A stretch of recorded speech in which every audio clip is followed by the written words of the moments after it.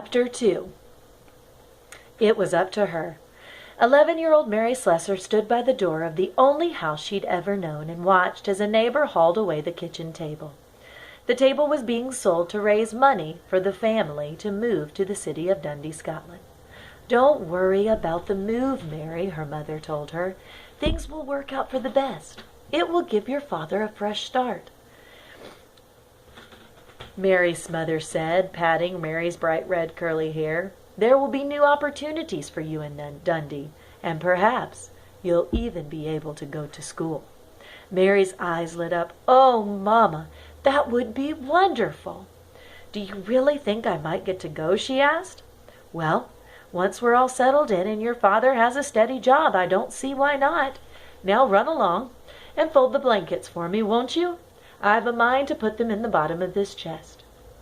Mary skipped happily from the front door of the cottage to the tiny bedroom she shared with her 3 younger sisters. Her younger brother John slept in the loft above the kitchen. Until a year ago, when he had become weak and died, Robert, her older brother, had slept in the loft as well. With his death, Mary had become the oldest child of the Robert and Mary Slessor family, after whom the 2 elder children were named. As Mary folded the blanket, she thought about what her mother had said and wondered whether or not things would really be better in Dundee. Better than they were here in Aberdeen, which was on the northeast coast of Scotland where they lived.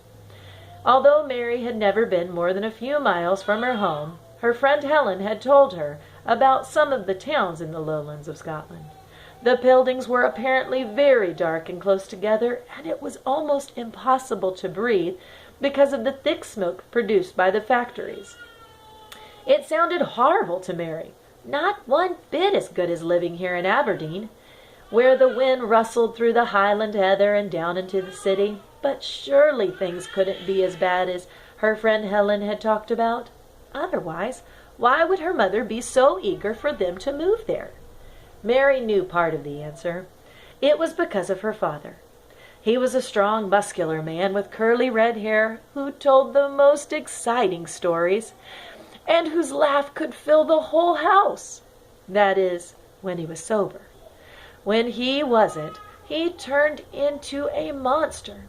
He yelled and was harsh with the children and harsh with his wife, and lately this had happened more and more.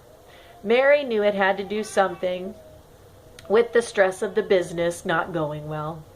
She had lain awake one night and heard her mother beg her father to move the family to Dundee, where he could get a steady job at one of the new factories. Miss Slessor had explained to Mary on several occasions that this was the age of the machine.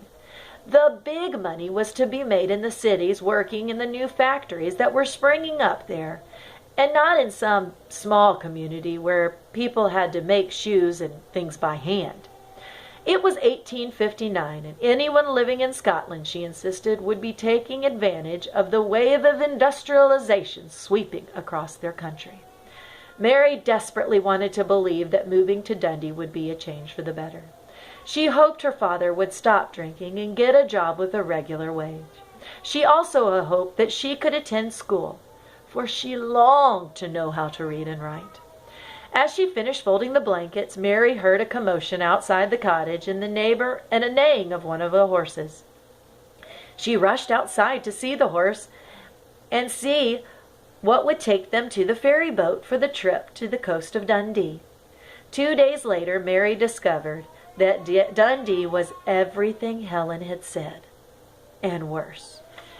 The family was crammed into a dirty 2-bedroom apartment on the 2nd floor of a tenement building on Queen Street, right in the heart of one of Dundee's slums. And just as Helen had said, the air was so thick with black smoke that it coated the laundry Miss Slessor hung out of her window to dry. The laundry was often dirtier after it had been washed than before. Mary helped her mother scrub and clean up the 2 little rooms, and there put their things where they could. Mary helped her mother scrub and clean up the 2 rooms, but there were 2 things they could do nothing about. The first was the rats that scurried across the floor of the apartment. It was useless trying to catch them.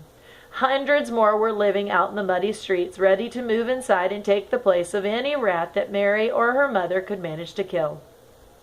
And the second thing that they could do nothing about was the smell, which wafted up through the building from the street below, a mixture of raw sewage and rotting garbage. On warm days, the terrible smell was so overpowering that Miss Slessor would have to keep the window shut. It was better to endure the heat than to open the windows and put that foul odor in their home. Chapter 3.